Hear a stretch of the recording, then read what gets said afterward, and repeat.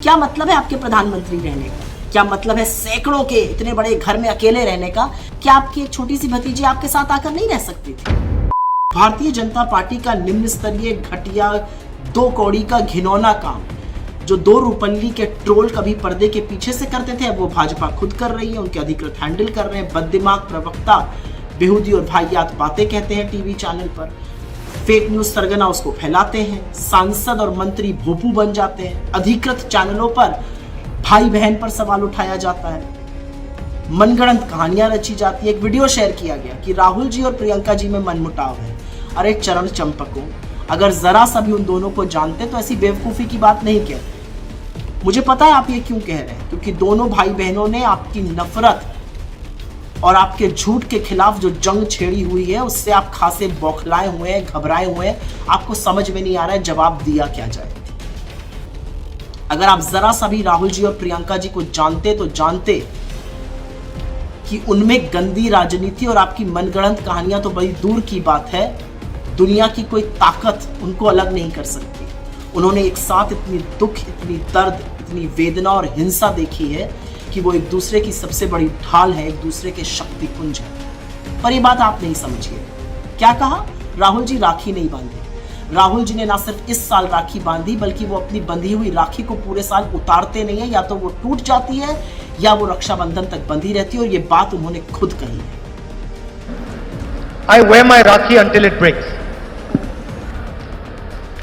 No. He was giving me a high five. Sorry. But you enjoyed the high five. You can give me a high five. So I don't take off my Rakhi. I keep it and it's there. I think it will stay there till next Raksha Bandhan at least. इस साल भी उन्होंने राखी बांधी और इसका उल्लेख किया कर्नाटक में गृह लक्ष्मी योजना के कार्यक्रम के दौरान, जब उन्होंने कहा मेरी बहन ने मुझे राखी बांधी और मुझे खुशी है कि कर्नाटक की महिलाओं का सशक्तिकरण हो रहा है।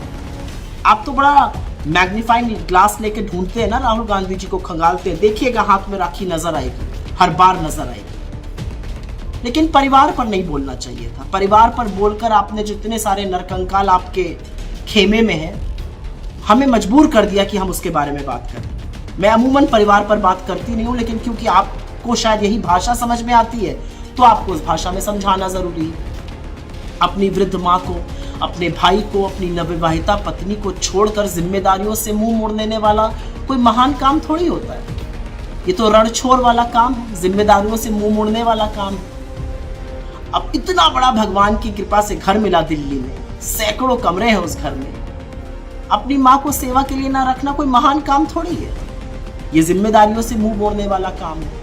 8-8 कैमरे लेकर जाना और माँ के साथ अकेले बैठकर भोजन करना और 4 एंगल से उसको शूट करना, ये महान काम थोड़ी है। ये माँ को राजनीति के लिए इस्तेमाल करने वाला काम है।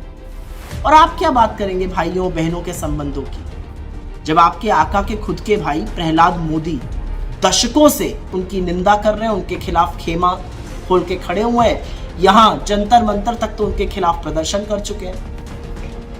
हम लोग जब छोटे थे और अगर किसी ऐसे शहर जाते थे जहां पर चाचा, ताऊ, मामा, बुआ इत्यादि होते थे तो माँ बाप बड़े निश्चिंत रहते थे कि चलो कोई बड़ा है, सुरक्षित रहेंगे बच्चे, हिफाजत रहेगी। क्या मतलब है आपके प्रधानमंत्री रहने का? क्या मतलब है सैकड़ों के इतने बड़े घर में अकेले रहने का, जब आपकी एक अकेली भतीजी आती है और रेलवे स्टेशन से उसको जाना पड़ता है कोई गुजरात सेवा समिति का कोई भवन है और वहां पर उसका पर्स छीन लिया जाता है। क्या आपकी एक छोटी सी भतीजी आपके साथ आकर नहीं रह सकती थी? क्या आपका चाचा या ताऊ होने के नाते कोई कर्तव्य नहीं है?